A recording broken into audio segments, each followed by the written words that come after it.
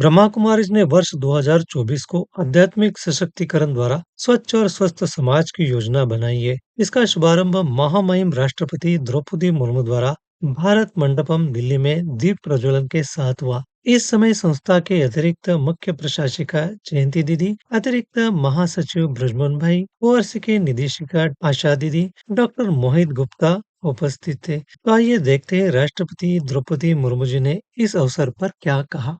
करके ज्वाइन कर सकते हैं। ज्योत जगाओ, ज्योत जगाओ, विश्व शांति की ज्योत जगाओ, ज्योत जगाओ, विश्व शांति की ज्योत जगाओ। इस धरती से अशांति का अंधकार मिटाओ, ज्योत जगाओ, ज्योत जगाओ, ज्योत जगाओ। आज हम एक दृढ़ संकल्प लें।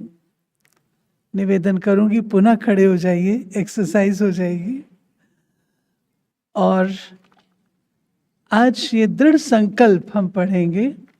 मैं पढ़ूंगी, आप मन ही मन रिवाइज करें या मुख से बोल भी सकते हैं कि हम अपने आप को डेडिकेट करेंगे स्वस्थ और स्वच्छ समाज बनाने के लिए। एक स्वच्छ और स्वस्थ समाज बनाने के लिए हम दृढ़ संकल्प करते हैं कि मन, वचन, कर्म सभी के प्रति सकारात्मक दृष्टिकोण और शुभ भावना रखेंगे। अपने परिवेश को स्वच्छ और स्वस्थ बनाने के लिए स्वच्छ एवं पर्यावरण अनुकूल जीवन शैली का पालन करेंगे। स्वच्छ एवं पर्यावरण अनुकूल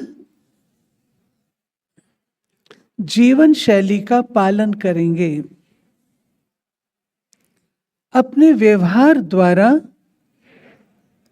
कृतज्ञता, सहनशीलता और सहयोग की संस्कृति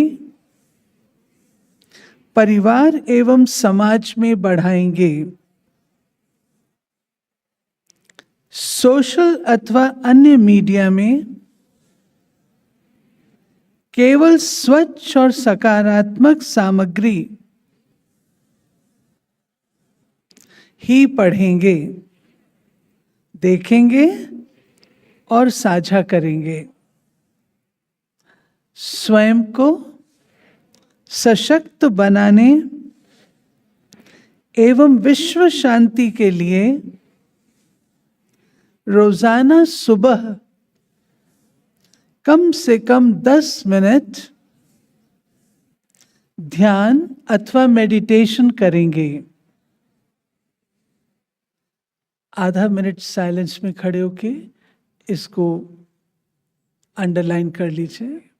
पुनः निवेदन करती हूँ, महामहिम राष्ट्रपति Shrimati Droupadi Murmu, president of India.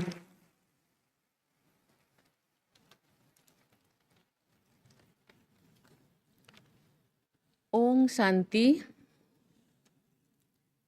इस कार्यक्रम में उपस्थित राजयोगिनी बीके जयंती जी, राजयोगी बीके ब्रिजमोहन जी, डॉक्टर मोहित गुप्ता जी, राजयोगिनी बीके सुदेश जी, राजयोगिनी बीके पुष्पा जी, राजयोगिनी बीके आशा जी, आदरणीय संत समाज, प्रजापिता ब्रह्मा कुमारी परिवार के सभी सदस्यगण, गणमान्य अतिथियों, देवियों और स्वजनों।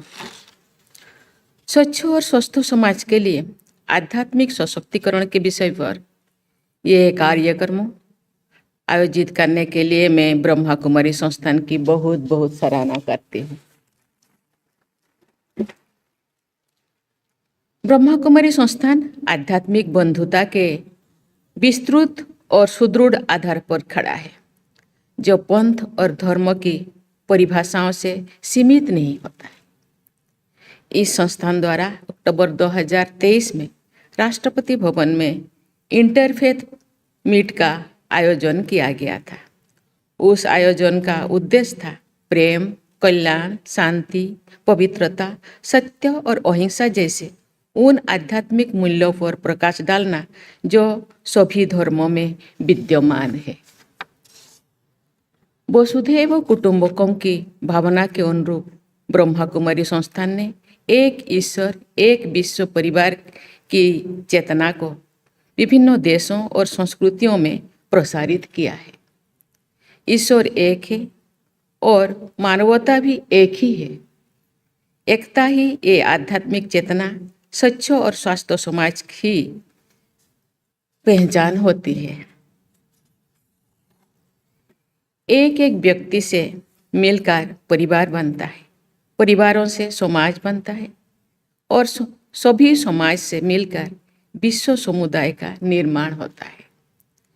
विचार और कार्यों की व्यक्तिगत सुचिता से परिवार में पवित्रता रहेगी। पारिवारिक सुचिता से समाज स्वच्छ रहेगा।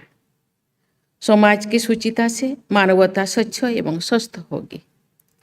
ऐसे व्यक्ति समाज एवं विश्व समुदाय के निर्माण के लिए आध्यात्मिक सशक्तिकरण ही प्रभावी माध्यम है। इसीलिए आज के कार्यक्रम का विषय अत्यंत प्रासंगिक और उपयोगी है। स्वार्थ से उठकर लोक कल्याण की भावना से कार्य करना आंतरिक आध्यात्मिकता की सामाजिक अभिव्यक्ति है। लोकहित यानी परोपकार करना सबसे महत्वपूर्ण आध्यात्मिक मूल्यों में से एक है। अष्टादशो पुराणेषु व्यासस्य वचनद्वयम् परोपकारोः पुण्याय पापाय परपीडनम्, अर्थात महर्षि वेदव्यास ने 18 पुराणों में 2 महत्वपूर्ण बातें कही है। पहली बात है कि यदि पुण्य कमाना है तो परोपकार तो करना ही है। दूसरी बात है कि अन्य लोगों को कष्ट पहुंचाने से व्यक्ति पाप का भागी बनता है, यानी दूसरों की भलाई करना ही पुण्य है और दूसरों को तकलीफ पहुंचाना पाप कर्म है। नैतिकता की इस सरल व्याख्या को अपने आचरण में ढालना आध्यात्मिक सशक्तिकरण का सबसे आसान और प्रभावी तरीका है। वेदव्यास की ये आध्यात्मिक शिक्षा भारतीय चेतना के मूल्यों में है और संतों ने इसे बार बार दोहराया भी है।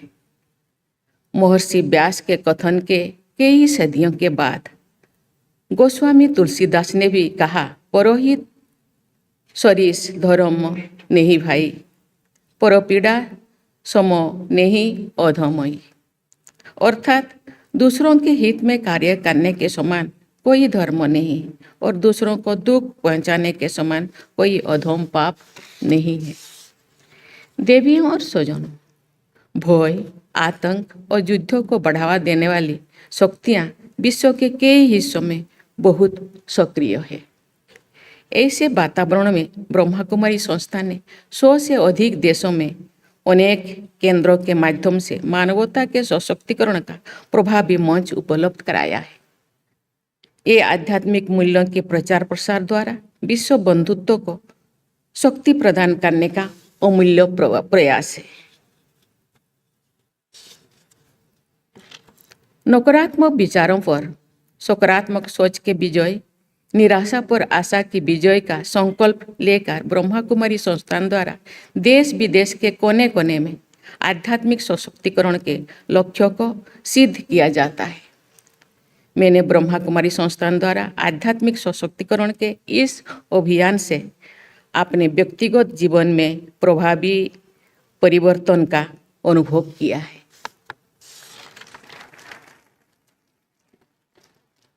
व्यक्तिगत पीड़ा के दौर से मेरे बाहर निकलने तथा सक्रियता और समाज सेवा के मार्ग पर आगे बढ़ने में ब्रह्मा कुमारी संस्थान की अत्यंत महत्वपूर्ण भूमिका रही है।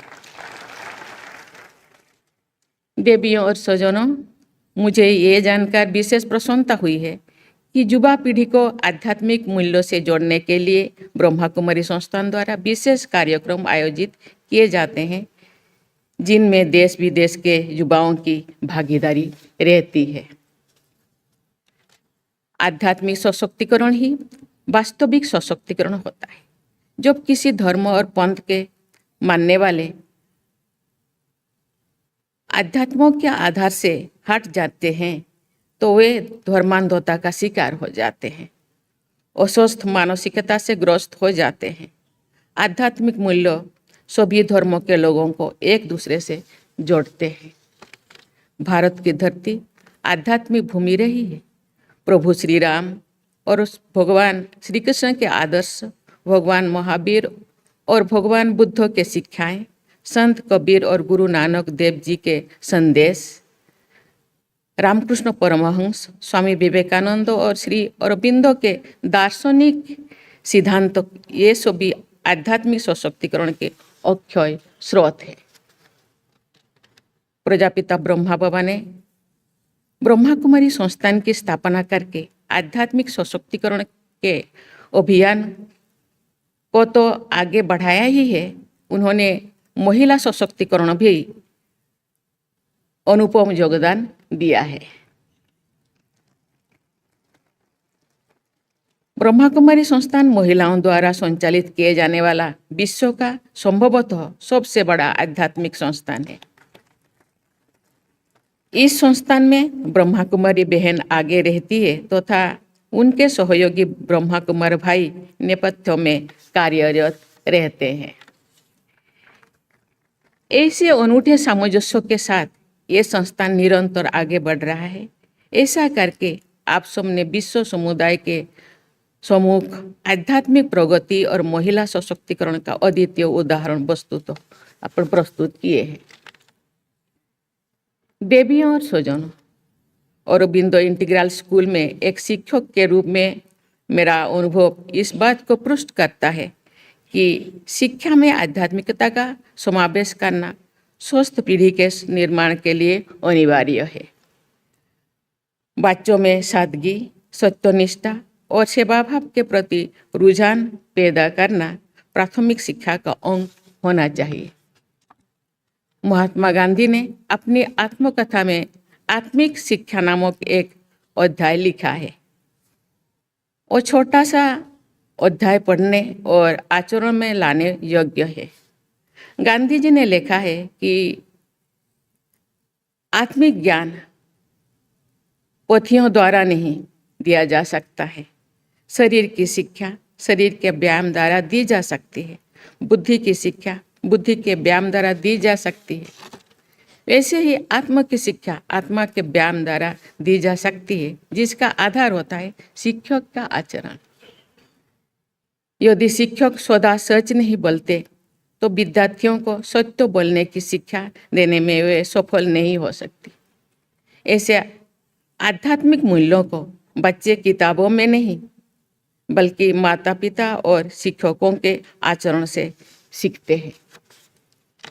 देवियों और स्वजनों, विश्व इतिहास के तथा राष्ट्रों के इतिहास के स्वर्णिम अध्याय सदैव आध्यात्मिक मूल्यों पर आधारित रही है। विश्व इतिहास साक्षी है कि आध्यात्मिक मूल्यों का तिरस्कार करके केवल भौतिक प्रगति का मार्ग अपनाना अंततः विनाशकारी है और यही सिद्ध होता है। स्वच्छ मानसिकता के आधार पर ही समग्र स्वास्थ्य संभव होता है। सही अर्थों में स्वस्थ व्यक्ति शारीरिक, मानसिक और आध्यात्मिक तीनों आयामों पर खरा उतरना चाहिए। ऐसे व्यक्ति स्वस्थ समाज, राष्ट्र और विश्व समुदाय का निर्माण करते हैं। मुझे पूरा विश्वास है कि ब्रह्मा कुमारी परिवार द्वारा विश्व कुटुंबों को आध्यात्मिक सशक्तिकरण द्वारा सुचिता और स्वास्थ्य के मार्ग पर निरंतर आगे बढ़ाया जाएगा। ऐसे उदात्त लक्ष्यों को प्राप्त करने के प्रयास में आप सब सफलता प्राप्त करेंगे, यही मेरा शुभकामना है। ओम शांति। धन्यवाद। जय हिंद, जय भारत।